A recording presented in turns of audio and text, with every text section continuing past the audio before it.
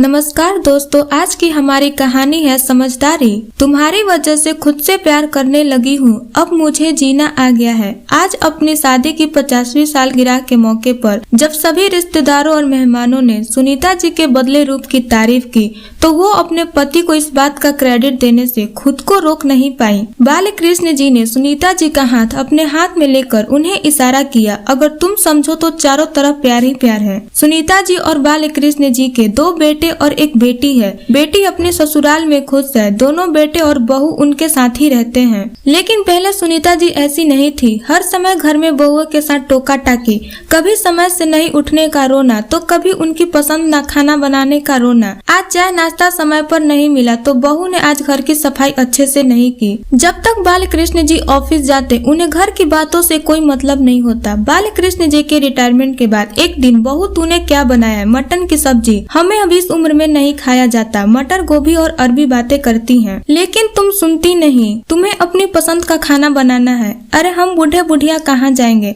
Mummy जी, अब मुझे भी 2-2 सब्जी नहीं बनती।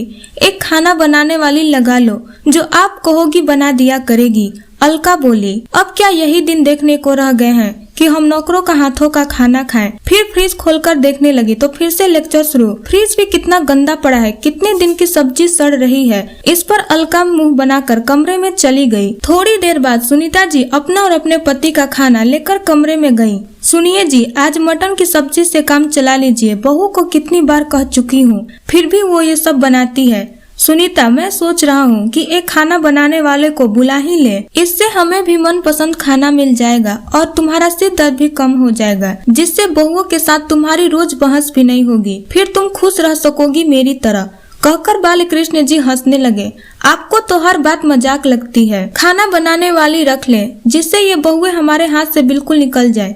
जितना घर में रुक रही हैं, उतना भी नहीं दिखेंगी। क्या इनका फर्ज नहीं है सास ससुर को उनके हिसाब का खाना बना कर दे? क्यों नहीं है? उनका भी फर्ज है। तुम उनको थोड़ी सी आजादी देकर तो देखो। अभी तो उन्हें ऐसा लगता है कि तुम हिटलर की तरह उनके सिर पर नाचती हो, इसलिए वो जानबूझकर कुछ न कुछ हरकत करती हैं। और ये जो तुम उनसे बहस करती हो, उससे तुम्हारा सम्मान भी कम हो रहा है और तुम्हारा सिर दर्द भी बढ़ जा रहा है। बहू आने के बाद से तुम्हारे चेहरे का ग्लो बिल्कुल खत्म हो गया है। अभी से 80 साल की लगने लगी हो। बीमार भी कितना रहने लगी हो। पिछले महीने तुम्हारी परेशानी इतनी बढ़ गई थी, तुम्हें हॉस्पिटल एडमिट करना पड़ा था। तब इन्हीं बहुओं ने तुम्हारी रात दिन सेवा की थी। हमारी बहुएं दिल से बुरी नहीं है, उन्हें बस तुम्हारी टोका टाकी से थोड़ी आजादी चाहिए। तुम भूल क्यों गई? तुम भी तो अपने पसंद के काम में खुश रहा करती थी।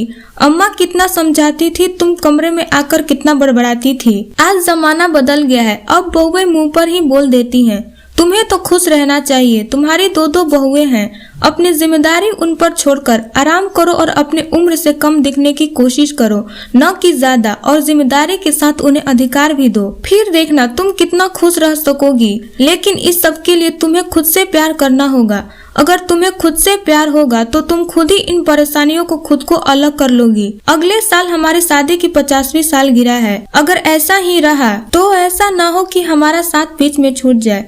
मैं तुम्हें उस दिन पुरानी सुनीता के रूप में देखना चाहता हूँ। अब हम दोनों के पास समय है। हमें ये समय एक दूसरे को देना चाहिए, न कि घर गृहस्थी में लगे रहें। बालकृष्ण जी की बात ने सुनीता जी को सोचने पर मजबूर कर दिया। सही तो कह रहे थे वो। अभी से कितनी उम्र लगने लगी है उनकी। शायद हर समय सोचने की वजह से, कभी सिर दर्द की समस्या तो कभी शुगर की। सही में जिंदगी उनकी है तो अपने बारे में खुद ही सोचना पड़ेगा। दूसरे लोग तो आपको समझा ही सकते हैं। उनके मन में अपराध बोध पैदा हो गया, अपनी बहुओं के लिए भी, क्योंकि उनकी मनसा बहुओं को दुख पहुंचाने की नहीं थी। वो तो यही सोच रही थी, घर की बड़ी हैं तो उन्हें ये सारी जिम्मेदारी और अधिकार अपने पास रखे रहना चाहिए। अपराध बोध पैदा अपने पति के लिए भी। जिन खूबसूरत पलों के लिए वो दोनों पूरी जिंदगी न जी पाए, वो पल जिंदगी के इस मोड़ पर दोबारा मिले हैं तो भी एक दूसरे के साथ समय न बिताकर घर गृहस्थी में खोए हुए थे।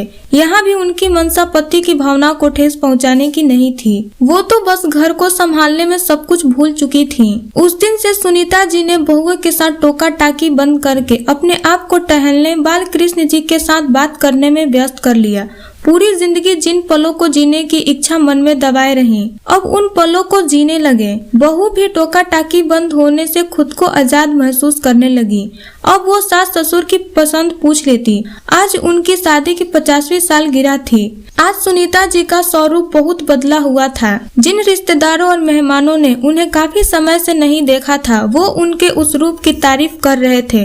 सुनीता जी मन ही मन अपने पति को धन्यवाद दे रही थी। शादी की सालगिरह एक ऐसा मौका होता है जिस पर हर औरत सुंदर दिखना चाहती है, चाहे उनकी उम्र कितनी भी हो। आज सारी बातों से एक तरफ होकर सुनीता जी का चेहरा चमक रहा था, और वो भी क्यों ना हो, उन्हें खुद से प्यार हो गया था, वो भी अपने पति की समझदारी की वजह से। मैं आशा करती हूँ कि आपको ये कहानी पसंद आई होगी। धन्यवाद दोस्तों।